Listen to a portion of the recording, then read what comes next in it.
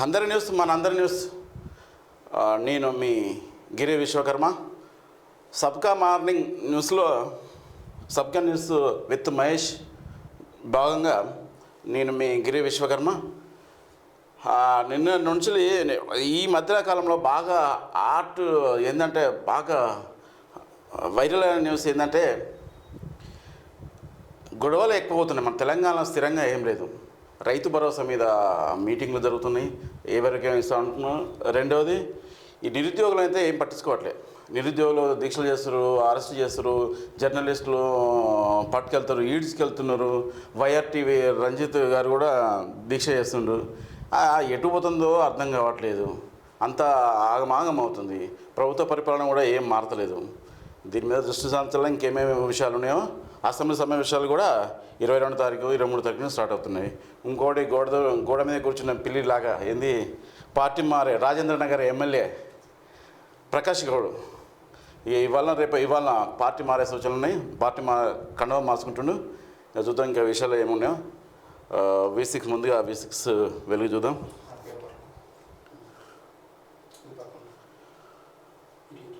Okay,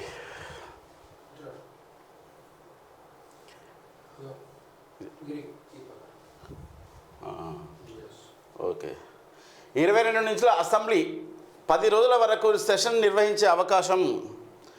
assembly budget సమావేశాలు ఈ నెల 22 నుండి ప్రారంభమయ్యే అవకాశం ఉంది. లోక్సభ ఎన్నికలకు ముందు కేంద్ర ప్రభుత్వం ఓటాన్ అకౌంట్ బడ్జెట్ ప్రవేశపెట్టనుంది. రాష్ట్రంలో కూడా ఓటాన్ అకౌంట్ ప్రవేశపెట్టారు. కేంద్ర ప్రభుత్వం ఈ నెల 23న పార్లమెంట్లో పూర్తి స్థాయి బడ్జెట్ ప్రవేశపెట్టనుంది. ఈ నేపథ్యంలో అక్కడి నుంచి రాష్ట్రానికి వచ్చే నిధుల లెక్కన ప్రకారం రాష్ట్ర సర్కారు కూడా ఫుల్ బడ్జెట్ ప్రవేశపెట్టేందుకు సన్నాహాలు ప్రారంభించింది. ఈ నెల 22న లేదా 24న బడ్జెట్ సమావేశాలు ప్రారంభించి కనీసం 10 రోజుల పాటు నిర్వహించాలని భావిస్తుంది మన రాష్ట్ర ప్రభుత్వం, రేవంత్ రెడ్డి అన్న ప్రభుత్వం. ఇంకొకటి, నిరుద్యోగులు ప్రతిపక్షాల ఉచ్చులో పడొద్దు. పరీక్షలు వాయిదా వేసుకుంటూ పోతే జాబ్ క్యాలెండర్ అమలెట్లా? మంత్రి పొన్నం ప్రభాకర్. ఉద్యోగ నియామకాలను అడ్డుకునేందుకు బీఆర్ఎస్ ప్లాన్. హైదరాబాద్ అభివృద్ధికి కిషన్ రెడ్డి ఒక్క పైసా తేలేదని వ్యాఖ్య. ప్రతిపక్షాల ఉచ్చులో పడి నిరుద్యోగులు మోసపోతని మంత్రి పొన్నం ప్రభాకర్ అన్నారు. పరీక్షలు వాయిదా వేసుకుంటూ పోతే జాబ్ క్యాలెండర్ ఎలా అమలు చేస్తామని ప్రశ్నించారు. ఎన్నికల కోడ్ వల్ల ఉద్యోగాల భర్తీ ఆలస్యమైందని చెప్పారు. నేను విద్యార్థి సంఘ నాయకుడిగా పనిచేశాను. అన్ని సంఘాలకు విజ్ఞప్తి చేస్తున్నా, మంచిగా చదువుకుని ఉద్యోగాలు సాధించండి. ప్రతిపక్షాల ఉచ్చులో చిక్కి విలువైన సమయాన్ని వృధా చేసుకోవద్దు. నిరుద్యోగులు సంయమనం పాటించాలి. మేధావుల అభిప్రాయం తీసుకొని జాబ్ క్యాలెండర్ విడుదల చేస్తాం. ప్రభుత్వం నిరుద్యోగులకు అండగా ఉంటుంది.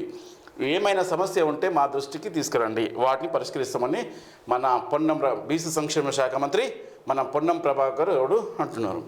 ఒక మాట,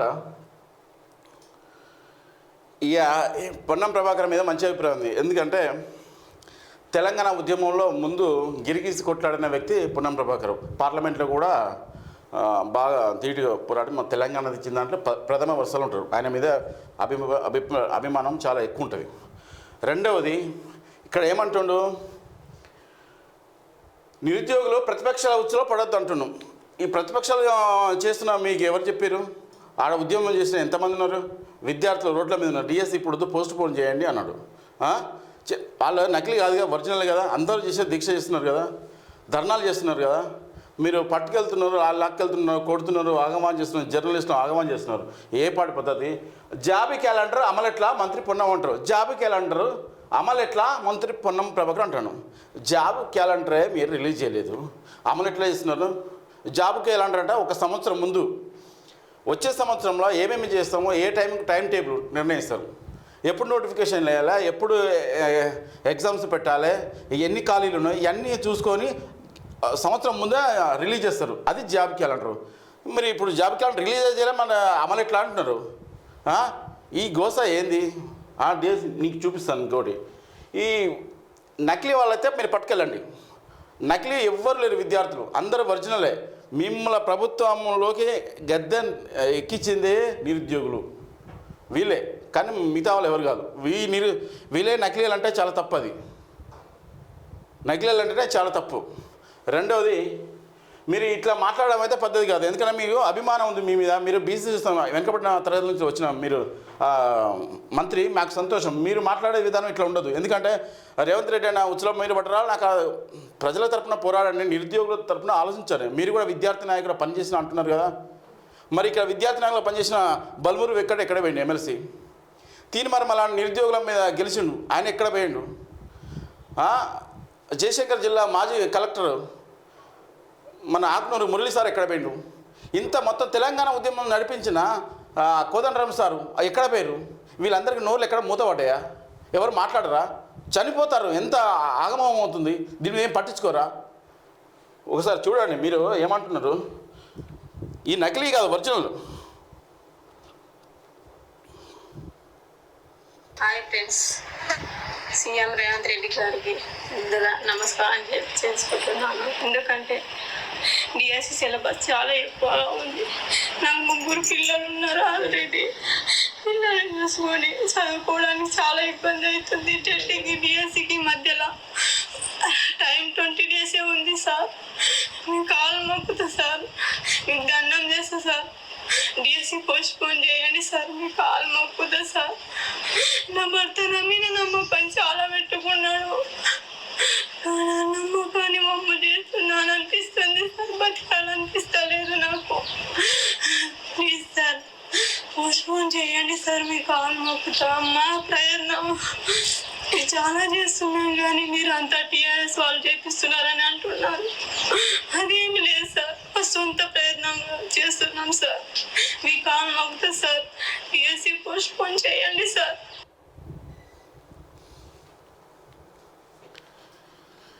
ఇది కథ. వీళ్ళు నకిలీలా కనబడుతున్నారా మీకు? ప్రభుత్వానికి కన్నులు లేవా? నాకు అర్థం కాదు. ఏడ్చుకుంటూ చెప్తున్నారు, రోజు ఏడ్చుకుంటూ చెప్తున్నారు. నిన్న కూడా చూపించినా, ఈరోజు కూడా చూపించినాం. నకిలీ లెక్క కనబడుతున్నారా? ఆమెకి ఏమైనా అయితే ఎవరు బాధ్యతలు? ఇప్పటికే ఎంతమంది చనిపోతున్నారు? సోయి ఉండదా? నాకు అర్థం కాదు. జాబ్ క్యాలెండర్ రిలీజ్ చేసినట్టు మాట్లాడుతున్నారా? మీరు 1 ఇయర్ ముందే జాబ్ క్యాలెండర్ రిలీజ్ చేయాలి. జాబ్ క్యాలెండర్ రిలీజ్ చేసినట్టుగా మీరు అమలెట్లు అవుతుందని అడుగుతున్నారు. ఏం పద్ధతి అది? ఏం చేస్తున్నారు? మీ సర్కార్ ఎటుపోతుంది? కేసీఆర్ గారు 10 సంవత్సరాలు పరిపాలించి ఎంత వ్యతిరేకత మూటగట్టుకున్నాడో, మీరు 7 నెలలు పరిపాలించి అంతకన్నా డబల్ మూటగట్టుకున్నారు. నిరుద్యోగులు చేయటగా మీరు గద్దెనెక్కింది, వాళ్ళు చేయటం మీకు తగిన శాస్త్రం జరుగుతుంది. ఎందుకంటే జర్నలిస్టుల మీద యుద్ధం చేస్తున్నారు, పట్టుకెళ్తారు, గలీజు మాట మాట్లాడుతున్నారు. వాళ్ళు లేకపోతే ఈ తెలంగాణ ఎక్కడి నుంచి వస్తారు? నిరుద్యోగులు, జర్నలిస్టులు, లాయర్స్, వీళ్ళందరూ రైతులు, వీళ్ళందరూ విద్యార్థులందరూ లేకపోతే తెలంగాణ ఎక్కడి నుంచి వచ్చు? ఇది ఎందుకోసమే తెచ్చుకున్నావా? పోస్ట్ పోన్ చేయమని చెప్తున్నారు. వాళ్ళు చదువుకునే టైం ఇవ్వమని అడుగుతున్నారు. వద్దంటున్నారా? మీరు time table job calendar release చేస్తే దాన్ని బట్టి ఫాలో అవుతారు కదా. మీరు రిలీజ్ చేయలేదు, అమలు ఎట్లా అని అంటున్నారు. అది ఏం పద్ధతి? ఏం మాట్లాడుతున్నారు?